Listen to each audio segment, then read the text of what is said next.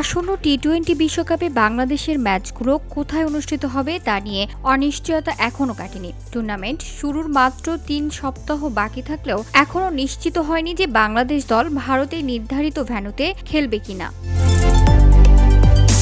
প্রতিবেদন অনুযায়ী আইসিসির বিকল্প ভেন্যুর কথা ভাবছে, তবে বাংলাদেশের জোরালো দাবির পরেও ম্যাচগুলো শ্রীলঙ্কায় সরিয়ে নেওয়ার সিদ্ধান্ত খুব কম।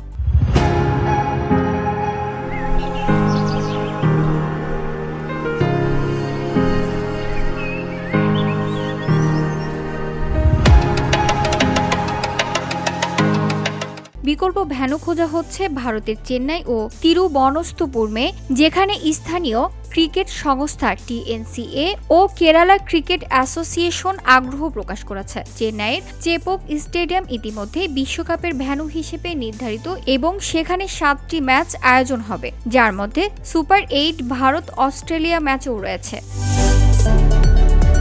এর আগে বিসিবি নিরাপত্তার কারণে ভেন্যু পরিবর্তনের অনুরোধ আইসিসিকে জানায়, কিন্তু এখনো কোনো আনুষ্ঠানিক জবাব পাওয়া যায়নি। ধারণা করা হচ্ছে 12 জানুয়ারি সোমবার বিষয়টি নিয়ে আইসিসির কোনো সিদ্ধান্ত জানাতে পারে। তবে বিশ্বকাপ শুরুর ঠিক আগে ম্যাচগুলো শ্রীলঙ্কায় সরানো লজিস্টিকভাবে কঠিন হওয়ায় সেই সম্ভাবনা খুব কম। VOD Bangla news desk.